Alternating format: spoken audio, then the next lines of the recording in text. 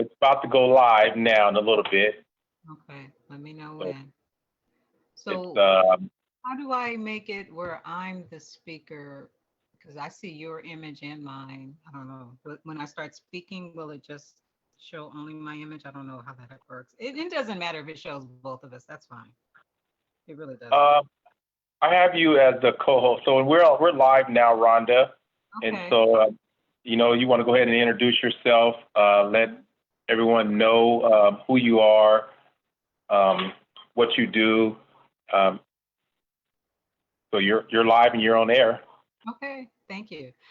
So yeah, I am Rhonda Kelly, and I was born and raised here in Fresno, California. I did move away and was in Southern California for at least 14 years. Moved back in 2004, and as far as what I do to earn a living, right now I am teaching at Fresno City College. I teach in the African American Studies Department, and over at Fresno State, I teach in the art department. I teach craft, and over at Fresno State. Um, and as far as being an artist, I've been one pretty much my whole life, and decided to take it seriously once I became an adult. At first, I thought I would go into fashion, and it shifted and changed. And finally, around in my 40s, I decided that I was going to combine love of fashion, craft, and art all together. And so, primarily, that's what I focus on now, that and the assemblage work. So, um, yeah, with that, I would love to go ahead and talk a little bit more about what I do. And so, being that it's Black History Month, we want to bring awareness to Black artists, especially women-owned businesses, women-owned entrepreneurs. Your culture. What is it that you do as far as I know you're gonna no one knows Rhonda's art better than Rhonda. So kind of just kind of like touch up and let people know. I mean, your website is also listed. Just what made you get into art, being an artist or arts and crafts, and just kind of what inspired you to to be doing what you do, and how you're being creative, and being that you are a Black woman-owned business, that some of your struggles, some of your success, and the things that that you do on a day-to-day basis. Hmm. Well, I almost feel like I didn't have a choice. I was going to be creative one way or another. Even when I wasn't necessarily working as an official artist, now I still teach African American art and I teach crafts. So I've always had that, and been happy if I had some sort of creative inclination. When I was living in Southern California, I was working primarily as a graphic artist or graphic designer. And so, you know, I even if I wanted to, well, I could technically walk away from it, but I would be a very unhappy person. So it is who I am. It is the essence of who I am. So creating in creative ways has always been a part of who I am. So and I'm thankful for that, and I'm thankful that I grew up with a father that I saw build things. He added on to our home. He was a creative person, and so I'm sure that that played a role, especially as intricate as a lot of my craft designs are, um, because he is a meticulous person, and I'm sure this particular apple didn't fall far from that particular tree. I Um, see. yeah, and then i- of course, you go through your ups and downs, and living in America, there are challenges about being in spaces that are predominantly white. There's always that challenge, and art is no different. It is predominantly white, and white rent, especially in terms of the cash flow. So it is important that if one is drawn to an African American artist, especially if you perceive yourself to be a person of African descent yourself, that you support the artist not so much. but because you love it and you like it and you want something that is a reflection of yourself around. And that's the way I think of it. So, what do you say is when it comes to the, I call it powernomics, what, where, looking at the economics, people are trying to, buy local, also, supporting black owned businesses. Have you had a lot of people patronize, your business during this Black History Month? Because we want to know how can people, being able to, seek out, black artists and, pretty much expand, allow you to expand your business by, of course, increasing your, your working capital and not having to rely on the banks, that have, systematically excluded, certain classes of business owners. Hmm. Yeah, well, I'm getting better at marketing myself. That's the main thing with any business is marketing oneself. And so thank you very much, Marshawn, for this opportunity because it's another tool of marketing. So I appreciate that. So thank you so much. And, if people don't know, they don't know. So it is important for people to know and, supporting a local artist. Like I said, especially if you're drawn to their work. And I'm not the only one that's here. Vanessa Addison Williams is another one that I can think of right off the top of my head. And, she does collage work after Romeo Bearden. And so a lot of people are drawn to her work as well as her digital collages. She does digital and hands-on collage work. So, so take us to the beginning stages of, your creativity. Is it like a dream you might have, or maybe what kind of inspire you to, create your work? And then, what's the process that, that it would take you to, create an artwork? Is it like days, weeks, months? I mean, how does that, how does that transformation begin and how does it end? Hmm. Okay, well, it depends on, what it is that I'm working on. Some things take longer. Some things can be whipped out right away. Most of the things that I paint or I draw, that is a quicker working process for me. The craft is a slower process because of the intricacies that are involved. And I can be a perfectionist. That's my issue. But yes, I can be. So sometimes that slows me up too. But usually, for most of the things that I do, including the craft work, including whether it's a painting or it's going to be an assemblage piece, most of them are they start off as sketch concepts um, in my sketchbooks, and then and I never feel necessarily committed to it if it's a sketch, but I give myself the opportunity, and it can be inspiration. A lot of it is based on African oriented cosmological and philosophical and spiritual systems. And I embrace the entire continent. So we can be over in Western Central, we can be over in East or ancient Kemet, or you might know it as ancient Egypt. And I might combine them all. And for me, that works because just like, you can take a class on European art history. Well, I look at African art history in the same sort of way. It's you can look at the entire continent, and you will see um, continual threads that'll run through everything. There's a continuum, just like with European art, there are certain continuums. Is that I, that's interesting you brought up about the African art, being that, most people that, like you said, we celebrate the Christmas, we celebrate the New Year's, but, Kwanzaa just passed, a lot of people do not know about, at least the culturally is not really, that is not taught, or at least, something that's celebrated, amongst our community is, Kwanzaa and, the seven, principles of the Nguzu Saba and who actually, kind of, push that initiative? Is your art kind of more tied to, being more grassroots into the, more or less the African heritage? definitely? And what I think we tend to think of ourselves here as people who label ourselves as African Americans or Black African or a Black person in America. I I think we and this is what I hear in the language of people when I'm speaking with them or when I'm interacting with people in the classroom, is that sometimes people don't necessarily think of themselves as part of the diaspora, the diaspora that came out of Africa. But we never really lost those African traditions. And I think it's especially heightened in the church.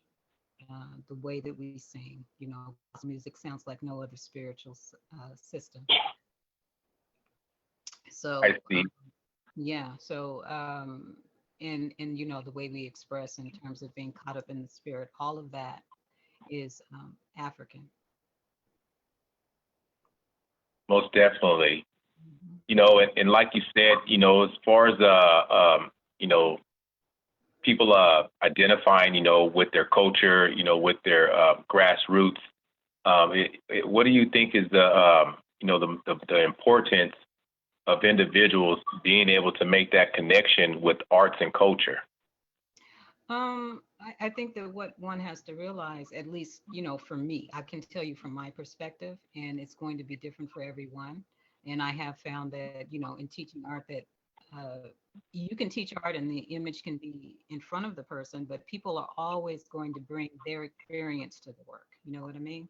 So, because the perspective is going to change depending on who's looking at it, what they have experienced, what they understand or don't understand about art or whatever. So, um, can you repeat your question one more time? Because I wanted to make sure that I answered it specifically. I was saying, as far as when it comes to art and culture, what would you say would be the importance for individuals to make that connection with and being able to identify, with the grassroots, Mhm. because the generation that we're in now, being an artist, they more or less it's all about, I would say, people that are actually rappers and singers and entertainers.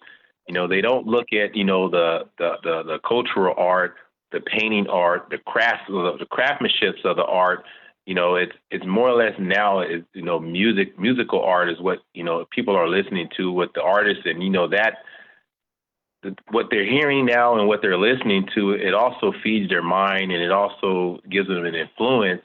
But your art has a different concept, as a visual concept, as what influences that would have, and it's a positivity, that you would bring. I mean, your art would pretty much give them a better perspective on being, appreciate, like it's like looking at the natural beauty of being, something like going to a mountain and seeing, the grass and the valley and the hills, versus me listening to a rap music or a rap song, which is kind of, going to, put, bad seeds in my mind. Well, it depends on the rap. There's some rap that has some really positive messages to it. There's some hip hop that does that. There's reggae music that does that. You can go to any genre, and it could have that whole positive, uplifting, as well as a spiritual and even um, cultural context to it. And so it depends on what one is listening to. Now, typically, what's played on the radio across all genres may not have that, because we're not behind turntables, we're not running a lot of the radio stations. So, that is what one has to. This is the key. One has to seek out those sorts of um, uh, sources. So you have to seek out, how am I going? Because I tell people all the time, when you take my class, it's 18 weeks. It's 18 weeks with me. If we were face to face, it would be 18 weeks, maybe 3 hours out of the week.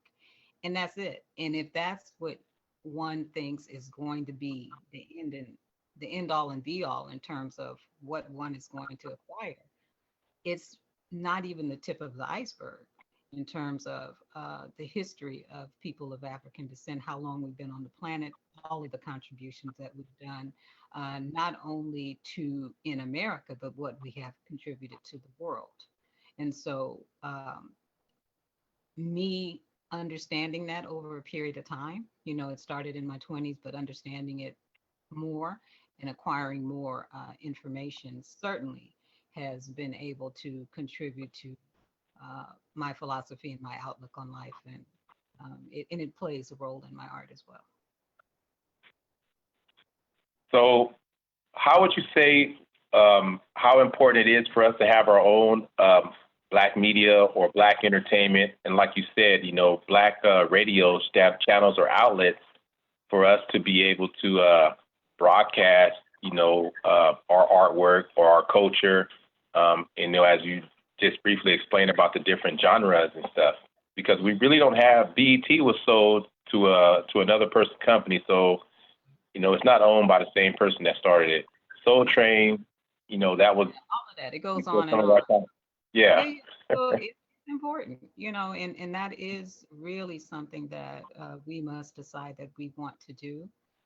And we have to decide that we are going to begin to trust each other again, to work together, because this is what we were doing, especially you look at post-slavery, Reconstruction period.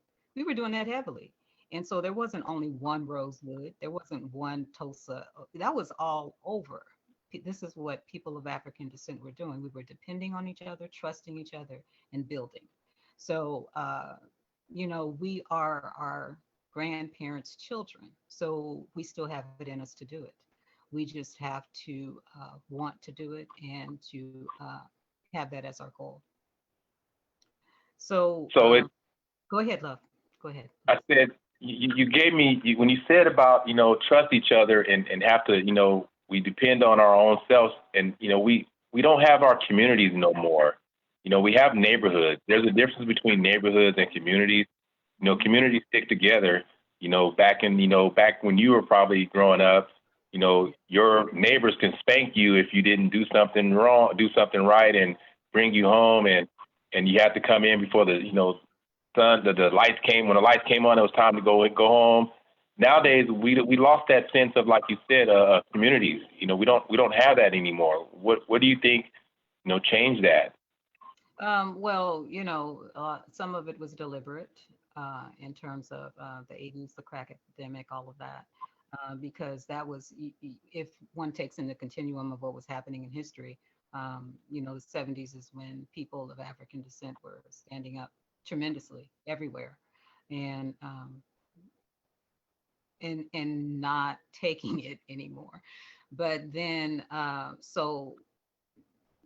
there were debilitating things that were introduced into the community intentionally. However, when it comes down to it, um, we, just like the internet, we are not restricted by being next door to each other. Okay. So we can still do this networking thing, even if we're not living next door to each other. We can do this. And so we're in 21st century now. We on the Zoom call right now. So we just have to want to do it and decide that we are going to, and then uh, start making inroads to getting there, because I know that it's possible. We just have to want to do it. It's interesting. Again, you brought up a good point that because of the internet, there is no more boundaries on people being able to network, communicate, and learn and grow from each other. But I still find that we're still in this restrictive state of mind, even in the 21st century. That we just don't know, what's going on around us, let alone having our own cooperative or community, group economics, or and supporting our own local artists and businesses. Hmm. Well, colonialism is real, and the ism that it was and that it is, and imperialism is real, capitalism is real, all of that. And all of that played a role in building what America is, and the divide and conquer strategy and all of that. But I think we have to think less about what they done did, if I can put it like that, and think more about where we can go. And I personally am trying to do that, more in my mind, because It is very easy as a person of African descent being raised here in America to be told all of the don'ts and to start to believe them and to also start to buy into the fact that we can't work together. We can't do anything right, all of that. But all of that is really BS. We just have to decide that we want to and that we are going to and make those inroads. And Hmm.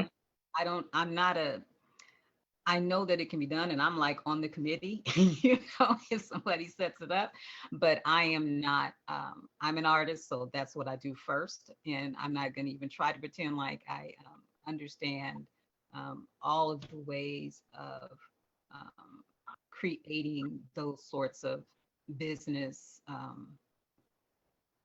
routes that need to happen.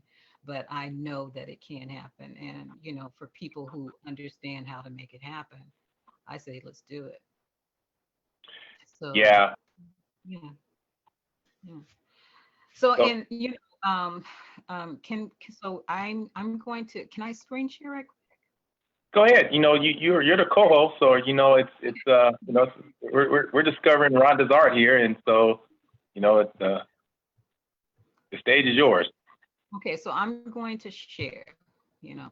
Now, what I am going to talk about is, body temple talk. That's what I did on February the 8th, and I did it with City College. One of the things that I am talking about heavily in this talk is loving the self. And I think that this is something that people of African descent um, need to do because colorism is real and colorism is a global issue.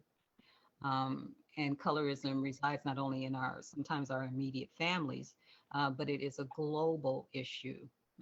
And I mean, you can't go anywhere. China, India, Mexico. There's going to be this colorism issue and a discomfort that people have with blackness. Um, so the self-love piece comes up in here. So if you click on this, and then it'll say go to the link, and then you can go to it and listen to the talk. It's about an hour, just to let you know. But it is very much about me sharing my journey, probably back to myself is the easiest way to put that.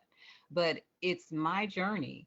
However, everyone is on their own path, on their own journey, where they also hopefully are on their own path to loving themselves. And so that's pretty much what that talk is about. And I think the more we do that as a people, the easier it will be to trust and to work with one another. Could I add something to what you're saying about loving yourself? Please do.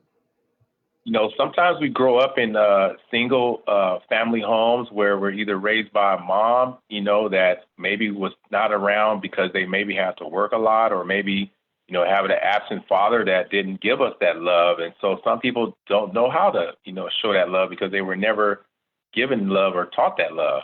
That's right. That's right. That's why it is of paramount importance that one loves themselves, because being dependent on someone outside of ourselves to love us, it seldom works. So it in the journey, and I would say that one should be patient with themselves if they feel like they're not there yet. You know what I mean? Um, Hmm. enough happening in the world where people beat themselves up. I say move into a point where you can start to uplift yourself and tell yourself good things about yourself every day. And if it's, you have to start off with one sentence, one paragraph a day, go ahead and bump it up as you need to, but be patient with yourself. And through every um, negative thought that one might be observing about themselves in their own mind, continue to know that the love is there and move toward it. Always make that one's goal, move toward it, because people are in relationships very frequently, and so and so is supposed to love us, so and so is supposed to um, are we going to make them love us, or or because of them, whatever. But the point is, if you think of two glasses that are next to each other, and if they are half full, they can't spill into one another. But if the glasses are close to each other and they're all the way full, then they have something to spill over into the other one. So it is important to fill up the self with love. Hmm. All right, so I'm going to just kind of. So, this is my own personal prayer rug now. I put it in here because I'm willing to do personal prayer rugs for people. These are the higher end uh, pieces that cost a little bit. This was purchased. I need to put that on my site. That was purchased by someone.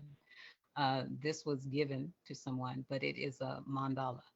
Um, and this is part of a piece that will be at Art Groove Gallery in the window starting Monday. Art Groove Gallery is going to have a collection that I did called As Above, So Below. And this is like the centerpiece of the neck piece that I did. And that's a crochet collar. It's nothing significant other than I was playing around with crochet and wanted to do that. Now, this piece has this piece I will never sell. It is about my grandmother, and it is a woven piece, and it's something that I might wear out on occasion. But it's about my grandmother because this little locket right here was from her. And actually, it's not a locket, it was a makeup compact.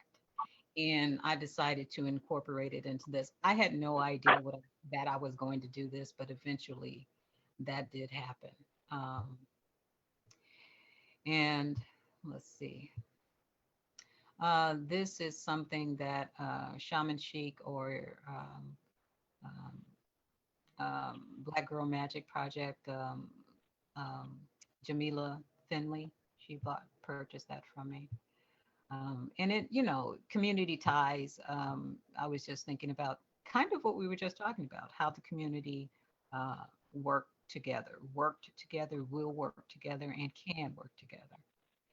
And that was pretty much a piece I just did as decoration. This one is about wisdom to know the difference. So it is based on Kemetic and Central and West African philosophies, but it's about, that whole idea of how do I know the difference and that sort of thing. And these are just some detailed shots of it. Um, this is a jacket that I did for that As Above, So Below collection. Lots of beadwork, lots of detail work on it.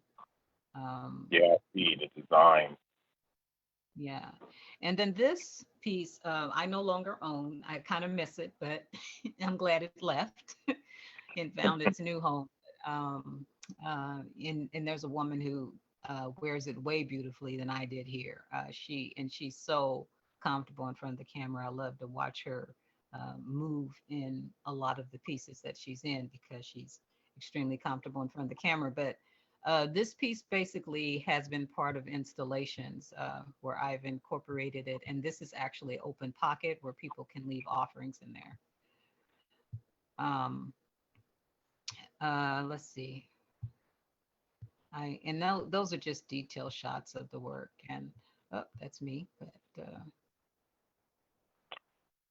So tell um, me, so some of your work, do you have like sketches to where you can recreate it if someone was to visit your gallery and say, I want to buy this again, would you be able to replicate that? I wouldn't necessarily replicate it, but what I would do is I would do something that is similar because once the pieces have been made, and because so much of it is hand dyed and like this is all hand dyed work. It's batik, it's a lot of hand stitching on it. I can do something that is in a similar vein, but it won't be an exact replica. Um, But yeah, and we could talk about coloration and that sort of thing. And that's the back of that piece. And so, yeah, so and these dresses are part of something that I did for my master show, and it was about going along a path, allowing one to heal themselves, and just like a scar, that's kind of what breastplate is about. So it's made out of very stiff material, and that's what this one is, breastplate, this piece right here. And like a scar, and it gets scabbed over and it has to become hard, and then eventually that scab falls away. And so this is about that, even though it's falling leaves on it and stuff. It's a symbolic thing though. And then this piece I no longer own either. It is called Butterfly Destiny, because eventually, when those scabs fall away, you do become a new individual, a new person. And so um, that's pretty much what that. Um, and yeah, and there's a lot of, like I said, my work is so intricate and so detailed that you're not going to get a replica of whatever it was that I did before. It may have a similar touch, a similar feel, but it's going to be, and it would be specific to whatever is happening with that person if it's a custom piece. Right. Yeah. And so, and I'll just share some assemblage pieces. Let me click on this one. This one's basin, and basin is about, some people call it the sacral chakra, but it's basically our creative center. Men have pelvises, women have pelvis, and the pelvis is where the life force comes through. And so it's called basin because in Gray's Anatomy, he refers to that particular area as a basin. And you think about it, it does hold a lot of watery parts of ourselves. So, uh, not to mention the womb, right? And so it's what we come through. And so that's what I was thinking about when I did that. This one, Insight, um, is an assemblage piece, and it's about seeing from within, uh, getting close to that part of ourselves that comes from within. I see who you are, feel where you've been, purposely used with Ebonics. And, I think it's self explanatory about what that's about. And it's called Spiral. And there's text on that one.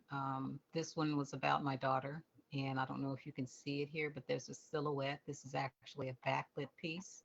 And there's a silhouette of a baby. And when it's backlit, you can kind of see the baby, but you do have to get close to it in order to see it. And yeah, so it was about motherhood. Um, so yeah, tending the garden itself. This is another assemblage piece, assemblage slash collage. And this is what I was kind of talking about, tending the garden of self. How do we take care of ourselves? How do we continue to love ourselves? It's an ongoing process. You know, it's not just something we do one day or one time. It's ongoing. And some of these pieces I no longer have, but just put them there as samples.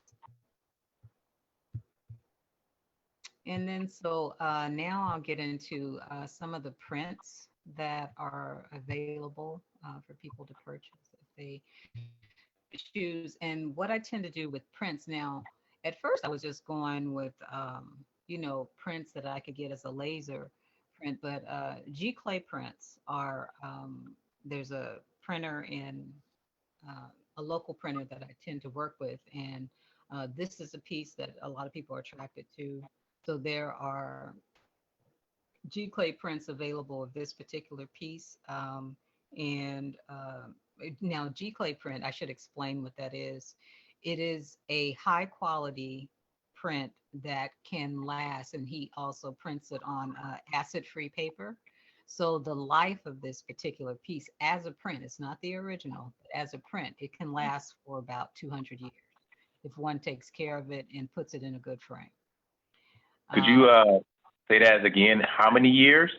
it can last about 200 years as far as a good G clay print, because the print is the ink itself is acid free. It's being printed on acid free paper, and then if one goes and takes the extra step to make sure that you're framing it with acid free matte board, that sort of thing, and it can last for a long time. So the original belongs to my aunt, but there are prints available of this. And So go ahead, love. I said you can assume one will be able to get their money's worth out of your painting right there. Yeah, that would be a print, now the original would be much more, but like I said, it's not this original is not for sale because it is in the collection of my aunt. But yeah, if you get a print, and prints usually run a good quality print, like the kind I was speaking of, it would run probably around somewhere between 50 and $100. But it is worth it if you are going to have something that looks good, doesn't yellow over a period of time, and you could also pass it down to the next generation, which is the point of having artwork around you that you want to live with. So this one is one, and this one also, I've taken it to t-shirts because sometimes people don't want to spend the higher price point. So I am working on my store and building it out where I can do shipping out to people, and working on a side collection that is about, again, loving the self and being in touch with the self. So that is my urban mystic brand. And so that's going to come out with some of my imagery on it. And on shirts, I'll probably have some cards available too for people to purchase. And so I'm working on building that. In the midst of everything else I do, I'm also working on building that. And so this one, I put it on shirts before, and it's also available as a print.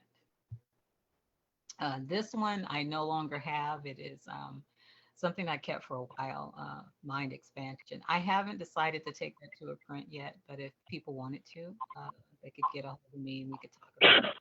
This one aren't people are in love with it. And I'll probably take that one to the print. Um, and White Rain, that was like when I was first finding out about our history when I did that one. Inevitable Balance, some people are attracted to this one, some people are repulsed by this one. It all depends on the person and who's perceiving it. But this one certainly is available as a print as well. I also have the original. I still have the original available for this one, but it's available as a print. That one probably won't go on shirts just because, but yeah. So, and I just kind of wanted to thumb through that right quick, and give people a sense of how I work. And like I said, the store is not quite open yet. I am working on a book, and there's a short video that you can watch that kind of talks about what the book is going to be about. And that is it. That is it on my website. That's it. There's always more, but that's pretty much it for the website. That's quite the journey there through your website. It has a lot of artwork, I would say, and it will wake up a person, to really get them to really look at, the beauty, or at least the design of what your work does. Takes them into a different element than the element that we're in. Have any of your prints, been put in some museums or some Black museums? Have anyone ever reached out, or at least, noticed what you're doing? Or you're kind of like one of those artists that's like a artist in the rough, or I call it a diamond in the rough. um, I have had, I participated in more shows when I was in Southern California. So being here, I participated in some, and people have reached out to me. Like now, people want to interview you or talk to you because it's Black History Month. But I'm like, hey, I'm Black all year round, so you can talk to me anytime. Um, so, but uh, but yeah, I mean, I uh, that piece called Nyame Cross of the Sun. It was actually the circle piece with it's like a cross in the center. That is part of, as far as I know, because I used to be involved with a Southern California group called the Collective, and we ended up donating, and so that was one of the ones that I donated to UCLA. They have some of our work and should be cataloging it. As far as museums, that is what I can um, say for sure. And then there's been other small galleries that I've shown. But in the Central Valley here in our Fresno area, your work hasn't been in an exhibit or showcased in the museums here where we're at. If I Yeah, can, yeah, I've been in a few museums. Corridor 2122. Um, Another one downtown. I can't remember which one. Was it another one downtown? No, Corridor 2122. The African American Historical and Cultural Museum. And yeah, so those are the ones that I can remember. Oh yeah, and then there was a gallery that was on Shaw. She moved way back east now, but she had uh, a little show there. Yeah, and then Melanie Glass is doing some interesting things with the Art Groove Gallery in River Park, trying to do as much as she can. The COVID has made it really tough.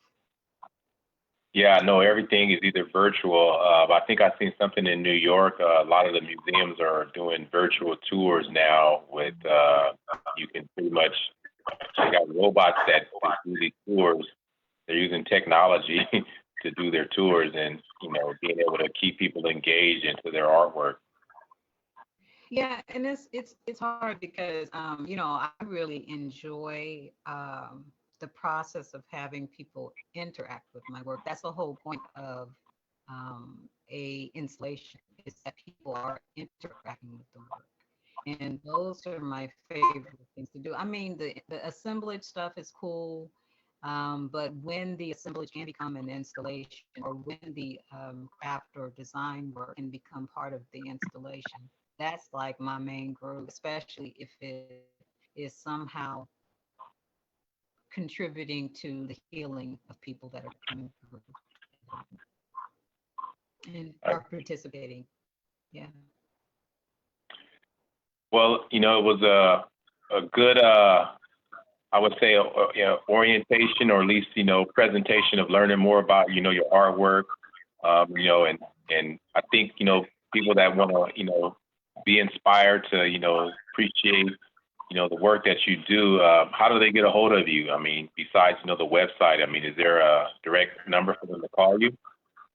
Yeah, there's a website on the, I'm sorry, there's a phone number on the website, but I'll go ahead and leave it here. It is 559 You can text or leave a voicemail. Again, it's 559-797-1704. And my website is rondakelly.com. I'm also on Instagram and And so one last thing, I know sometimes the artwork that you do, some of it can be priceless, but for those that are wanting, the best of Ronda's artwork, I know, you have your business that has to stay in business as well. And, how do you price your work? I decide what I want to pay myself an hour, and I decide how much it's worth. What kind of time did I put into it, and then what is it worth? And it is way past time for artists to decide themselves. You don't have to always give somebody a deal because what people will see is this beautiful thing that the artist created, and it may have taken the artist 30 hours to do, or it may have taken them 10 hours to do. and people want to pay like $50 for it. I'm like, wait a minute, how many? What you trying to give me an hour? So, it does pay. It's just like any business, an artist has to decide how much are they worth and how much is their work worth. Yeah, I With thought it, I'd. you know what I mean? It's not like a car. It's going to depreciate in value. You know what I mean? It's yours forever. So you're basically the message is your artwork don't depreciate, it appreciates, and you have to be an art collector to understand, the value of it because sometimes those artworks and paintings, looking at some of those paintings that go on sale for these auctions, they go on sale for hundreds of thousands, if not millions of dollars for the artwork. So, you Yeah, got and to be an art. I mean, sometimes I wonder, where does that all comes down to who has the money to pay and who sets that sort of value system in terms of what the artwork is worth. I, and what people are willing to pay for it. There was something that was like duct tape with a banana on the wall, and I forgot it for like hundreds of thousands. I'm like, really? Okay. I say person can do that and call it art, and it has a whole philosophical whatever to it. That's fine, but um, you know, of, but that has to do with the value system, right? Who values that, and who's going to value that enough to pay X amount of dollars? I think it might have been it was hundreds of thousands at least. Okay. Um, and then slap some duct tape on it, and it's a banana. And okay, it's a value system. So one has to decide what they value. Yeah, because sometimes our people, they want that discount, but you like you said, you got to value the artist and value the artwork, and not try to discount, the work, that it takes to put into, making the art. Yeah. Yeah, and that's why I know that everybody probably would not just be able to afford an original outright. I get that. So, establishing the store is going to be important for the smaller price point items, large lower price point items. So, um, and I get that, but people really should think about those prints because prints could be like, well, I couldn't get the real deal, but I at least this can last in my family for about 200 years. So, yeah. I see. Okay, Rhonda. I mean, I really enjoyed this time and learning about, Rhonda's art. You taking the time to walk us through your gallery as well as your artwork. Is there anything you might want to, lead the viewers, and definitely we'll have time to, post this video on your YouTube and Instagram page as well. It's going to be quite the show here. Okay. Well, I don't really have anything to leave with people other than just to understand. Well, it is a whole educational thing about what's good art, um, and what's a good print. And a lot of times, people are not aware of what a good print is. I was still learning about it, a few years ago, but it is important to get high quality whatever you get, and understand that if you're putting money into it, know what you're putting the money into. If an artist cannot talk to you about his or her work, I think that might be a problem, because one should know what you're paying for and what you're deciding to live around you in your home. You're going to live with somebody's stuff. So for me, it's important. So to those who are interested, or if you like it, um, that's a good thing. Comments are good too. Comments are good too. So all the best as we move forward here in Fresno, California, building our community. Yeah, I'd say, like you said, one day at a time, one step at a time. That's right. That's all we can do. Okay. Well, thank you for sharing your time and your artwork and history about Rhonda's artwork, and telling us what inspired your creativity. Yeah, and watch that video. You know, that'll give people a little bit more insight too about me if I haven't went on enough here yet. So thank you, Yeah. Marshawn, for the opportunity. Okay. Okay, we'll have to meet again, and once again, they can watch the video, and they want to replay it and learn a little bit more and revisit, some things. Might get, like you said, get that print. Hmm. Hmm. All right. But All you have a right. good Have a evening, good. Rhonda, and You too. stay safe, and wish you all the best success for this 2021. Thank you. Same to you. All right, have a good night. Thanks. Well.